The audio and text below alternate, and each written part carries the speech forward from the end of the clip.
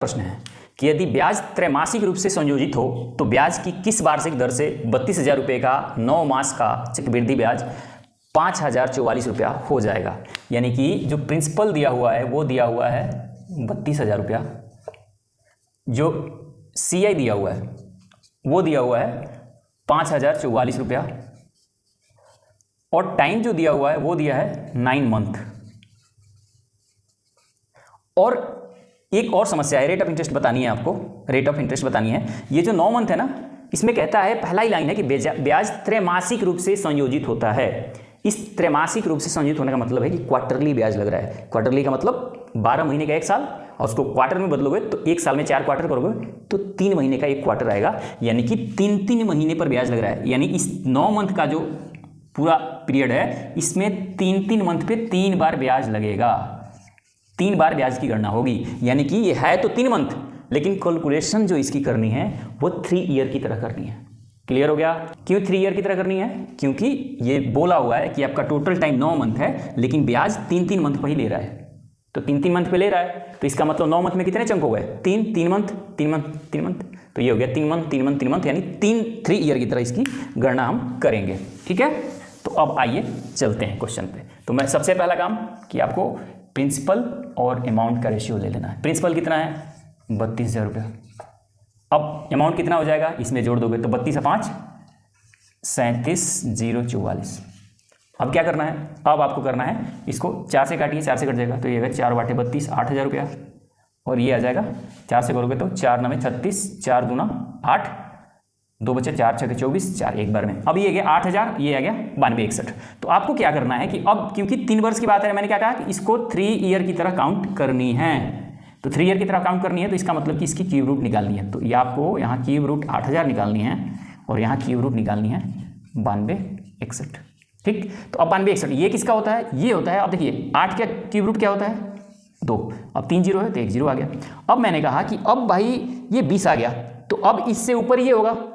तो आपको ये पता करनी है कि अब देखो, अगर 20 के बाद 30 का क्यूब करोगे तो कितना हो जाएगा? तो 3 का क्यूब करोगे पहले तो आ जाएगा 27, और 0 के लिए 3 बार, यानी कि ये 20 से ज़्यादा है लेकिन 30 से कम के अंदर ये चीज़ें आएंगी। तो आप क्या कर सकते हो? आपको लेना है 1। तो आपको ये देखना है कि 1 से 9 तक में कौन सी ऐसा नंबर है जिसका क्यूब करने पर 1 आता है। तो आपको ये सोचना है कि ऐसा कौन सा नंबर है 1 से 9 तक की गिनती में जिसका क्यूब करने पर उसका यूनिट डिजिट 1 आएगा। तो अगर 1 से लेके और 10 तक यानी 9 तक जब काउंट करोगे, इन सबका क्यूब करोगे, तो सिर्फ इकलौता 1 ही वो नंबर है जिसका यूनिट डिजिट पे सिर्फ 1 आएगा। तो आपको ये पता चल गया कि 1 लास्ट में आएगा, और आपको ये पता है कि ये 30 से कम है, यानी 31 तो हो नहीं सकता, तो ये क्या होगा? 21। यानी कहने का मतलब है कि आपको इसका क्यूब रूट निकालनी है, इसका क्यूब रूट निकालना है। मैं सिर्फ आपको ये बता रहा हूँ कि क्यूब रूट अगर आपको पता ना हो, याद ना हो, तो कैसे निकालने हैं, कैसे उसको हैंडल करना है। तो अब देखिए, ये आ गया प्रिंसिपल, ये आ गया अमाउंट। अब अमाउंट कितना ज़्यादा है प्रिंसिपल से? 1 ज़्यादा है, यानी 20 रुपया पर 1 रुपया ब्याज मिल रहा है। 1 रुपया ब्याज मिला तभी तो ये अमाउंट हुआ।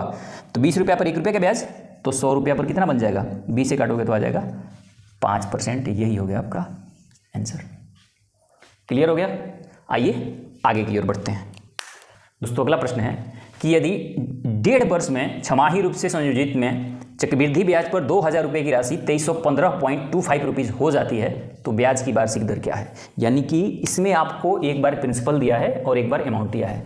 प्रिंसिपल दिया हुआ है कि आपके पास 2,000 रुपया है, और वो 1.5 वर्ष के बाद टाइम कितना दिया हुआ है? टाइम 1 × 1/2 हाफ ईयर में ये जो प्रिंसिपल है यानी अमाउंट जो ये मनी है वो हो जाता है 2315.25। तो आपको बतानी है रेट ऑफ इंटरेस्ट क्या है। लेकिन इंटरेस्टिंग बात यह है कि ये जो रेट ऑफ इंटरेस्ट है वो हाफ ईयरली काउंट हो रहा है। यानी हाफ ईयरली काउंट मतलब हाफ ईयरली काउंट हो रहा है। हाफ ईयरली का मतलब होता है कि 6 मंथ पे लग रहा है ब्याज। हाफ ईयरली मतलब छमाही, 6 ईयर पे ब्याज की गणना हो रही है। अब टोटल समय कितना है? 1.5 वर्ष है। तो जब कभी छमाही की बात हो ना, तो समय में 2 से गुणा कर दो।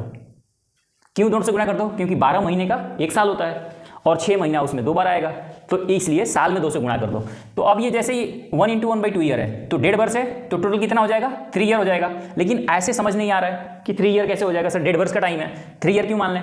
तो देखो ऐसे समझो कि 1.5 वर्ष का टाइम है, यानी ये है 18 मंथ, 1.5 वर्ष का मतलब कितना है 18 मंथ। अब 6 महीने पे ब्याज लग रहा है, तो इसका मतलब 6 मंथ पे, एक 6 मंथ यहाँ, एक 6 मंथ यहाँ, यानी इसकी जो गणना होगी 6 मंथ पे वो 3 ईयर टाइप होगी। 3 ईयर समय नहीं हो गया, लेकिन क्योंकि 6 महीना पर ही ब्याज लग जाता है दोबारा, तो उसकी गणना जो है वो 3 ईयर टाइप होगा। क्लियर हो गया, समझ आ गया। जैसे कि हमने इससे पीछे क्वेश्चन में त्रैमासिक रूप से दिया हुआ था। अब इस क्वेश्चन में और एक इंटरेस्टिंग बात है। इंटरेस्टिंग बात क्या है? इंटरेस्टिंग बात यह है कि इससे पीछे वाले क्वेश्चन में आपको कंपाउंड इंटरेस्ट दिया होता था, लेकिन इसमें कंपाउंड इंटरेस्ट नहीं है, सीधा आपको अमाउंट दे दिया है। यानी एक तरह से ये आसान सा क्वेश्चन हो गया है कि आपके पास प्रिंसिपल है और आपके पास अमाउंट है। प्रिंसिपल भी दिया हुआ है 2000 रुपया, अमाउंट भी आपको दिया हुआ है 2315.25। और मैंने क्या कहा कि ये पॉइंट हटानी है, तो भाई 200 से गुणा कर दो। 100 से यहाँ गुणा करोगे तो 100 से यहाँ भी करोगे तो 2 जीरो और यहाँ बढ़ जाएगा, तो ये पॉइंट हट जाएगा और फिर ये जीरो भी हट जाएगा, क्योंकि 100 से गुणा करोगे तो ये हट जाएगा। तो ये आपका नंबर आ गया ये। अब क्या करना है? अब 5 से काट दो। 5 से काटोगे तो कितना हो जाएगा? 5 चौके 20 पे 4 जीरो और 5 से इसको 5 चौके 20, 3 बचा, 5 चौके 30, 5 3 15, 0 5 बचे 25।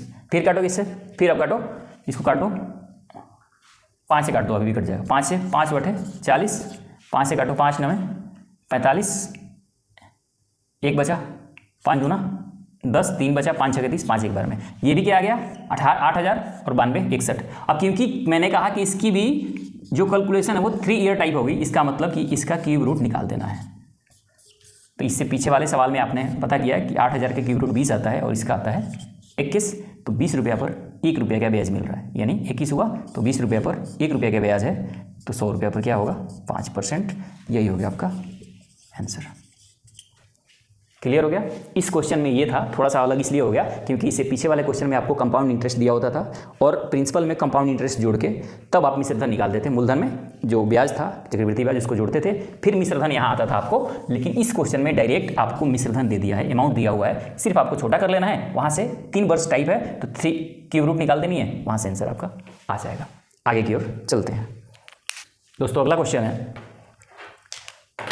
कि यदि ब्याज की गणना प्रति वर्ष के आधार पर की जाए तो 8000 रुपये की राशि 2 वर्ष में 8820 रुपये हो जाएगी, तो चक्रवृद्धि ब्याज की दर क्या है? इसमें भी क्या क्या दिया हुआ है? एक तो मूलधन दिया हुआ है। अब सीधा अगर मैं आपको सीधा अब लिखूं तो ये दिया हुआ मूलधन और यहाँ लेता हूँ अमाउंट। तो मूलधन दिया हुआ है इसमें 8000 रुपया, ठीक, और अमाउंट दिया हुआ है, ये राशि कितनी हो जाती है 2 वर्ष बाद? 2 वर्ष बाद हो रही है, ध्यान रखना, 2 ईयर बाद ये हो जाती है आपके लिए 8820 रुपये। तो आपको ब्याज की दर निकालना है, यानी क्या दिया हुआ है?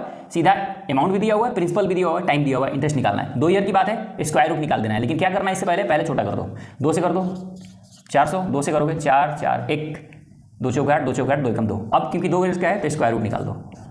अब 400 का स्क्वायर रूट निकालोगे तो आ जाएगा 20, 441 का होता है 21, यानी 20 रुपया पर 1 रुपये के ब्याज है, तो 100 रुपया पर लगातार 5% ही आंसर आ रहा है, ध्यान रखना। क्लियर है? इस तरह से प्रश्न को करना है।